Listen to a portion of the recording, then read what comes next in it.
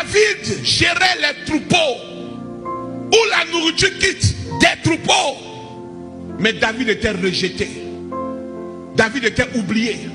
À telle enseigne que lorsqu'on doit parler à son papa pour un de ses enfants, on voit que le papa de David présente les grands frères. Mais on est obligé de lui demander, est-ce que c'est là tous tes enfants? Et puis il dit, oh! Quand quelqu'un dit, oh, c'est que tu n'étais pas dans son plan.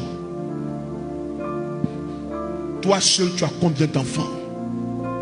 Mais tu positionnes les autres et tu laisses David. David est dans les champs. Bien-aimé, il y a des David ce matin. Et je ne peux pas prêcher ce message si Dieu ne m'a pas parlé de vous. La blessure est plus profonde qu'on ne le croyait. La blessure est en toi. Derrière tes sourires, derrière tes fous rires, il y a une blessure cachée.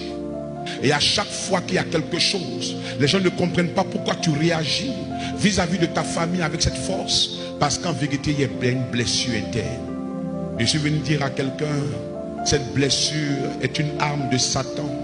Tu dois te débarrasser d'elle parce que ta destinée est une destinée qui ne mentira pas. Je suis venu dire à un enfant de BCK, si ta royauté est comme celle de David, comprends que ton Dieu ne t'oubliera pas. C'est pourquoi aujourd'hui, tu verras que comme David, tu es rejeté. Par qui? Par ta propre famille. Tu es oublié. Par qui? Par tes propres parents. On ne prend même pas de tes nouvelles. Même si ça va, on ne sait pas. Si tu es mort, on ne sait pas. Est-ce que vous savez ce que ça représente de vivre une vie sans que quelqu'un ne se soucie de ton bien-être? Surtout des parents qui t'ont fait naître. Il y a des mères ici qui ont fait de certains enfants spirituels ici des personnes dures. Pourquoi? Parce qu'en vérité, tu verras que ces personnes-là ne prennent même pas de tes nouvelles. Il y a des gens qui se posent la question, est-ce que moi-même j'ai une famille? Est-ce que j'ai une famille? Est-ce que je suis né? Souvent même d'autres vont jusqu'à se demander, est-ce que mon père est mon vrai père? Est-ce que ma mère là est ma vraie mère? Ils n'osent pas parler fort, mais dans leur cœur, parce qu'ils se disent, une maman normale ne peut pas me faire ça. Un papa normal ne peut pas me faire ça. Mais je tiens à dire à quelqu'un, s'il y a une famille qui n'a pas joué son rôle, c'est pourquoi Dieu t'a donné une famille spirituelle. Je dis à quelqu'un, là où ta famille biologique a failli, je dis que ta famille spirituelle ne faillira pas. Donne-moi le meilleur des amen. Je bénis Dieu que tous les parents ne sont pas ici. Est-ce qu'on peut acclamer pour les parents modèles? Parce que tous les parents ne sont pas ainsi.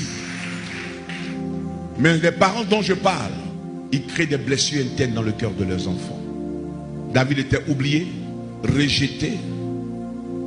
Personne ne s'en souciait. Mais pourtant il était le plus productif. Il donnait à manger à la famille. Il y a des gens ce matin, tu fais tout pour eux. Mais tu n'as rien fait.